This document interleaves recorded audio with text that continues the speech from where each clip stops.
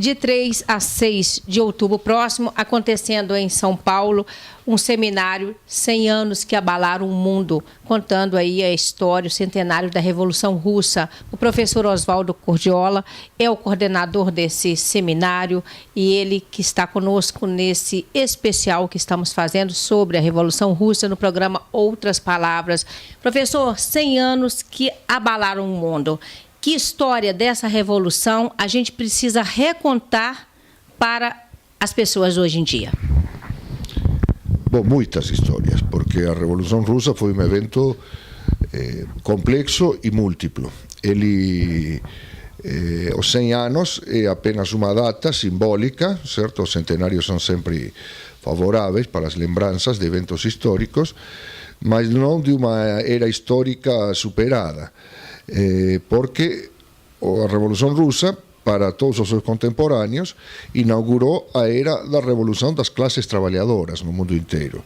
Até a Revolução Russa, as revoluções tinham sido revoluções dinásticas, revoluções nacionais, quer dizer, as mudanças de governo, de regime político, etc., não tinham tido como protagonistas centrais, nem como beneficiários centrais, as classes produtoras, as classes trabalhadoras. Para seus contemporâneos e para nós também hoje, certo? O que a Revolução significa, a Revolução de 1917, é o início de uma era histórica que põe no seu centro a classe trabalhadora, isto é, a classe operária e as classes trabalhadoras em geral. A ideia de classe operária se restringe, né, para a maioria das pessoas ao operário de fábrica, mas não é esta a ideia. A ideia é das classes trabalhadoras em seu conjunto, todos aqueles que vivem do seu próprio trabalho, certo?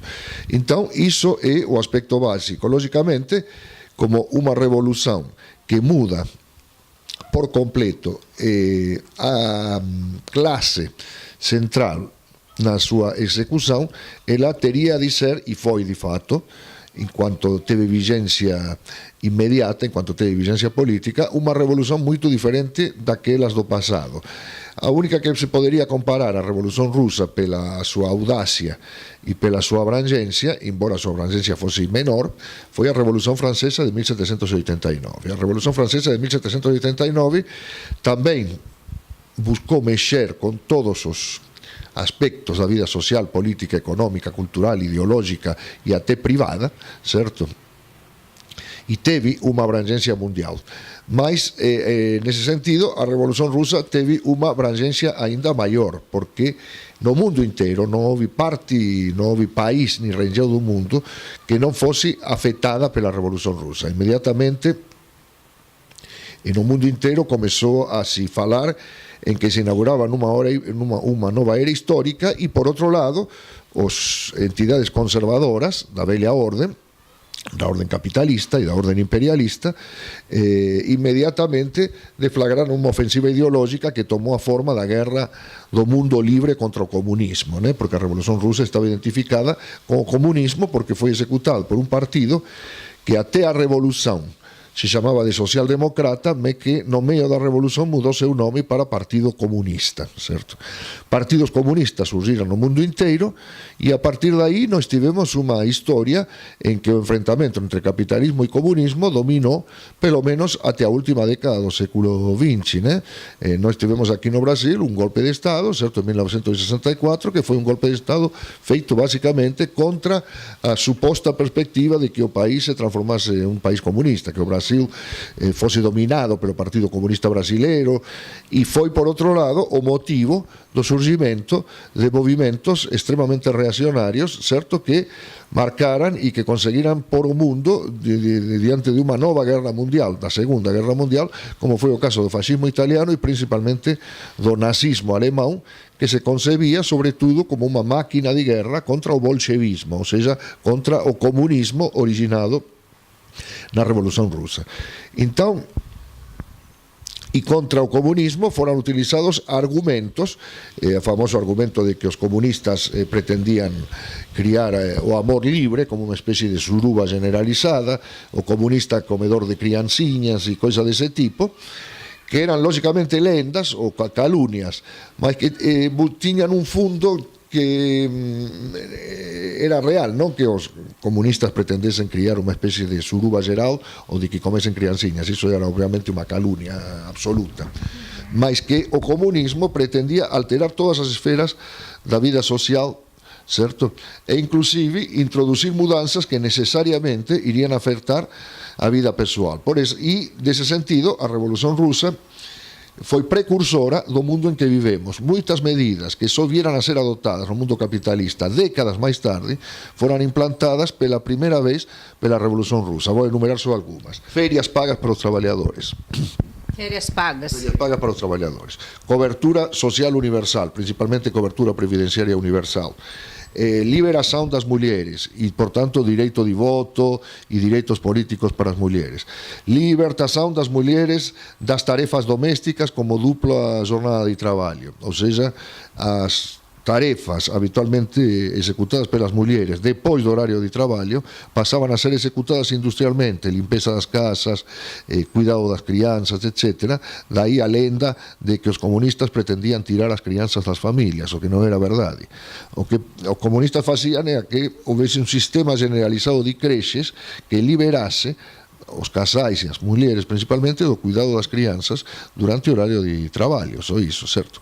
E que non segurase as mulleres en unha especie de clausura, certo? En donde de casa ao traballo, ou seja, do traballo fora de casa, como en cualquier traballo que executasen, e depois en casa, preparando a comida para o marido, cuidando das crianzas e non facendo máis nada na vida. As mulleres tiñan que ter o mesmo tempo libre que os homens tiñan para se dedicar á vida política, sindical, cultural, artística, etc., etc. Até a Revolución Rusa, iso tiña sido un privilegio de poquísimas mulleres na historia. Por iso non temos, antes da Revolución Rusa, son contadísimas, certo, as experiencias de mulleres de grande destaque no mundo da música, no mundo das letras. Prácticamente non tínhamos escritoras mulleres, tínhamos moito poucas, ou compositoras de música clásica. Você non ten nenhuma muller entre as compositores de música clásica históricos, certo? Isto non porque as mulleres non posuísen talento para a música ou para a literatura, demostraran que sí, certo? Senón que non posuían a posibilidade de se dedicar a ese tipo de coisas, e só algunhas poucas mulleres da alta burguesía ou da nobreza eventualmente podían ser se dedicar ás artes ou ás letras, certo? E inclusive alguma delas, unha célebre, George Sand, unha francesa, que non se chamaba George Sand, era un codinomi que la tiña porque ela se vestía como homen, porque o mundo das letras era un mundo de homens, e ela, para se sentir mellor no mundo de homens, certo, se vestía como un homen. Bom, falei de libertación das mulleres. Foi o primeiro país do planeta que descriminalizou a homosexualidade. A homosexualidade foi declarada non criminal desde 1918 na Rusia soviética. O primeiro país que aprobou o direito ao aborto. En fin, toda unha serie de direitos que mexeran con a vida cotidiana e con a mentalidade das persoas, certo? Foram implantados pela primeira vez na história na Revolução Russa. Podemos dizer então que foi a Rússia a precursora de tudo, assim, em termos de direitos, talvez, que a gente tenha conquistado e que a gente possa celebrar hoje em dia. Partiu dali esse movimento que acabou também hoje fazendo com que nós, mulheres, trabalhadores, tenhamos garantias e direitos. Sim, não se pode dizer que a Revolução Russa foi a primeira que tentou implantar esses direitos. Foi a primeira que os implantou de fato, pelo menos durante um tempo, né? Por exemplo, o direito ao aborto ou ao ensino superior gratuito e universal para todos foi implantado pela Revolución Rusa, mas na década de 30 o regime stalinista, o dominio de Stalin sobre a Unión Soviética, casou eses direitos, certo? Houve un retroceso porque unha revolución non é un ato que acontece un bon día e de repente todo o mundo fica feliz e contente. Moito pelo contrario, ele acontecer nunha Rusia cercada por potencias capitalistas, con unha contrarrevolución interna moito violenta, e iso obrigou a, digamos así, levou a que a revolución coñecese avanzos e retrocesos, e finalmente unha situación que en 1991 terminou pela disolución da Unión Soviética, certo? Entón, por tanto, foi unha experiencia de 75 anos como experiencia estatal, mas a era histórica non debe ser, que inaugurou a Revolución Rusa, non debe ser confundida con a era histórica da vigencia da Unión Soviética en como país, certo, como entidade política. Ela é moito máis ampla. Eses direitos, por exemplo, a Comuna de París tentou implantá-los também, muitos desses direitos, não todos, mas alguns deles, certo? A Comuna de Paris de 1871, mas a Comuna durou 2 meses.